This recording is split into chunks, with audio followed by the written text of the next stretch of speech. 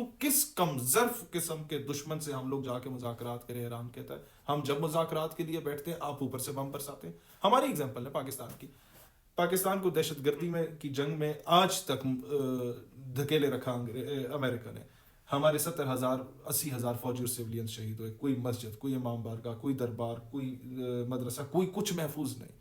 اور اس کے بعد جب ہم لوگ مذاکرات کے لیے بیٹھتے تھے اپنے اوپوننٹس کے ساتھ، جیسی مذاکرات کامیاب ہونے لگتے تھے یہ ڈرون اسٹرائک کر دیتے تھے، یا ہمارے لوگ شہید ہوتے تھے یا اوپوننٹ سائڈ کے بندے مارے جاتے تھے. وہ کہتے تھے تم لوگ اگر یوں ہی کر رہے ہو تو ٹھیک ہے جناب ہم لڑیں گے، اور پھر خود کش دھماکے شروع ہو جاتے تھے.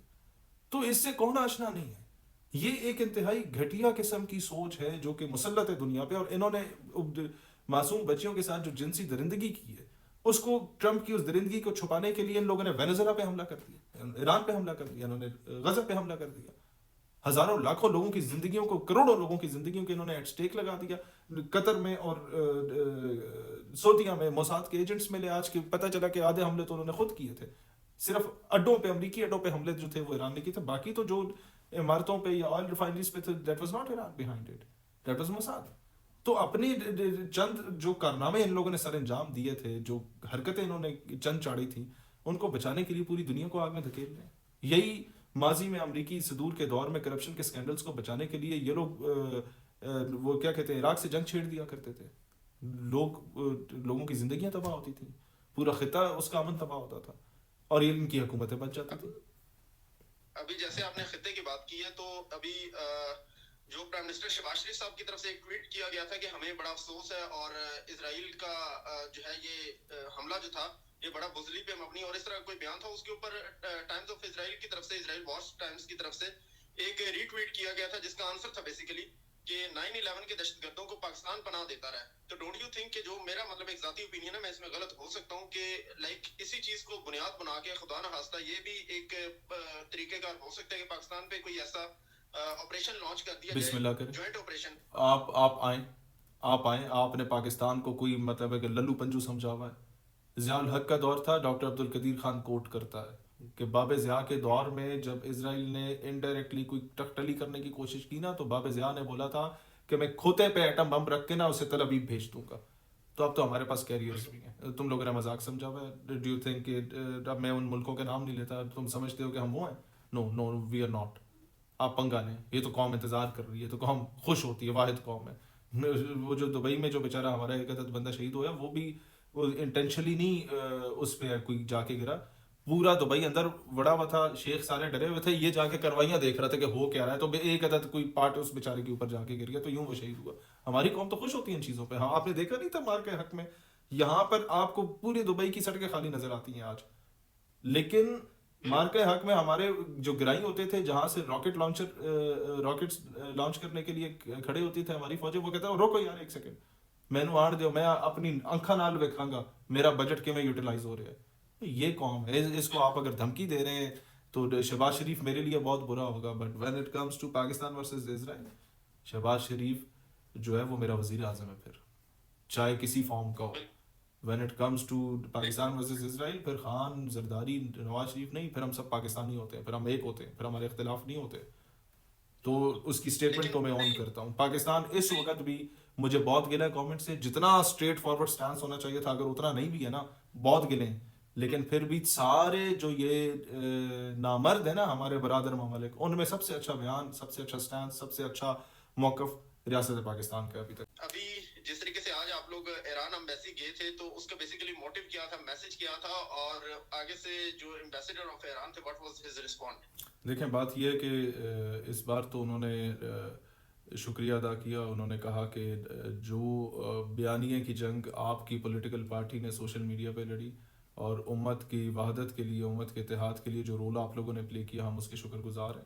اور پوری پاکستانی قوم کا انہوں نے شکریہ ادا کیا. اور انہوں نے کہا پاکستان کی، مطلب میں اپوزیشن میں ہوں، میں گورنمنٹ کے اگینسٹ ہوں کئی چیزوں میں، لیکن وہ پاکستان کی حکومت کے شکر گزار تھے، وہ پاکستان کی اپوزیشن پارٹیز کے شکر گزار تھے، وہ ایک ایک پاکستانی کے شکر گزار تھے. انہوں نے کہا اس بار پاکستان نے بلا تفریق مسلک، بلا تفریق پولیٹیکل ایفیلیشن، ہر بندے نے ہمارا ساتھ دیا، اور Pakistan was very much under pressure, اس کے باوجود انہوں نے ساتھ دیا. تو اس پہ تو شکر گزار تھے. باقی پھر جو حالات ہے اس پہ تبادلہ خیال ہوا. انہوں نے کہا کہ اس بار ہم بالکل بھی کسی چیز کو برداشت نہیں کریں گے. ہمارے اگینسٹ کوئی بھی کارروائی ہوگی ڈائریکٹلی یا انڈائریکٹلی ہم بدلہ لیں گے. ہم اس سے بڑی کیا قربانی دیں کہ ہم اپنا رہبر کھو بیٹھے ہیں. ہم 150 بچے اپنی بیٹیاں شہید کرا چکے ہیں. اب لمٹ کراس ہو چکی ہے. اب ہم جنگ لڑ رہے ہیں, اور میں نے انہیں کہا کہ آپ اپنی جنگ نہیں لڑ رہے, ایران کی جنگ نہیں ہے, یہ ہم تمام لوگوں کی جنگ ہے. آپ ایران کی نمائندگی نہیں کر رہے تھے, آپ کے رہبر وہ ہماری نمائندگی کر رہے تھے. وہ اہل تشیع اسکول آف تھاٹ کی نمائندگی نہیں ہو رہی تھی, وہ تمام امت مسلمہ کی نمائندگی ہو رہی تھی. We are from Sunni school of thought and he was representing us. تو یہ ایک بڑا واضح پیغام پاکستان نظریاتی پارٹی کی طرف سے ایران کو گیا, اور اس کو انہوں نے بڑے ہائی ریگارڈ میں لیا. اور بلکہ یہ ساری میٹنگ ان کے نیشنل ٹی وی پہ, جس طرح ہمارا پی ٹی وی ہے, ان کے نیشنل ٹی وی پہ ریکارڈ ہوئی, وہاں پر چلی. الحمدللہ. اچھا, اس کے ساتھ ساتھ ابھی تک کل کا جو ایک بڑا ہیوی اٹیک تھا بائی ایران ان رسپانس کے, جب انہوں نے کہا جی ہم اپنی پوری قوت لگائیں گے امریکہ اسرائیل پہ, اس کے بعد ڈونلڈ ٹرمپ کے بھی, ڈونلڈ ٹرمپ تو نہیں, حاجی ٹرمپ صاحب کے بڑے امپورٹنٹ سمجھے کہ کئی دفعہ مذاکرات کی پیشکش بھی آئی, ایران اب تک ٹھکراتا ہی جا رہا ہے. تو کیا کوئی لگتا ہے کہ آنے والے چند دنوں میں یا چند ہفتوں میں اس چیز کا کوئی ایک موقع بن دیکھیں سکتا عبداللہ بھائی, مذاکرات اس دشمن سے کیے جاتے ہیں جو خاندانی ہو. سلطان صلاح الدین ایوبی رحمۃ اللہ علیہ کے مقابلے میں جب صلیبی جنگیں ہوئی تھیں, تو دشمن فوج کا جرنیل کا جب گھوڑا زخمی ہو گیا تھا, تو سلطان صلاح الدین ایوبی نے جنگ رکوا دی تھی, اور بہترین نسل کا گھوڑا اپنے لشکر میں سے بھیجا تھا, اور کہا تھا اس پہ بیٹھو اور میرے مقابلے میں میرے برابر کی سطح پر آ کے لڑو. اور پھر جب دشمن جرنیل بیمار ہو گیا تھا, تو تب بھی جنگ رکوائی گئی تھی, اور اپنے لشکر سے بہترین طبیب بھیجے گئے تھے کہ ان کے پاس جاؤ اور انہیں بولو سامنے آئے, آپ جب بہتر ہو جائیں گے, جب تک, اور آپ خود نہیں بتائیں گے کہ میں بہتر ہو گیا ہوں, جنگ لڑنے کی پوزیشن میں ہوں, تب تک سلطان صلاح الدین ایوبی تم سے جنگ نہیں لڑے گا. وہ خاندانی لوگ ہوا کرتے تھے, اور ہر جگہ پر جب جنگوں میں غیرت کہاں پر آتی تھی مسلمان جرنیلوں کو, غیرت آتی تھی نبی پاک کے نام پہ. جب ایک جرنیل نے کہا تھا نا کہ ایک قافلہ لوٹا مسلمانوں کا, اور اس نے بید بھی کر کے کہا کہ معاذ اللہ کہاں ہے تمہارے نبی محمد پاک صلی اللہ علیہ وسلم, محمد کریم صلی اللہ علیہ وسلم کہاں ہے, وہ انہیں بلاؤ تمہاری مدد کو آئے. تو سلطان ایوبی تک یہ خبر پہنچی, تو وہ غیظ و غضب سے اٹھ گیا, اور انہوں نے کہا کہ اللہ مجھے تب تک موت نہ دے جب تک میں دو کام نہ کروں. نمبر 1 بیت المقدس کو فتح نہ کروں, اور نمبر 2 اس بے ادب آدمی سے بدلہ نہ لوں. بیت المقدس فتح ہوتا ہے تو ایوبی نے پھر خاندانی روایات کو برقرار رکھتے ہوئے سارے جرنیلوں کو دشمن فوج کے پانی پلا کے امان میں لیا. اور جب وہ بے ادب آیا تو کہا کہ تم نے کہا تھا کہ کہاں ہے تمہارے نبی محمد, لو دیکھو انہوں نے اپنے غلام کو بھیج دیا, اور پھر اس سے بدلہ لیا.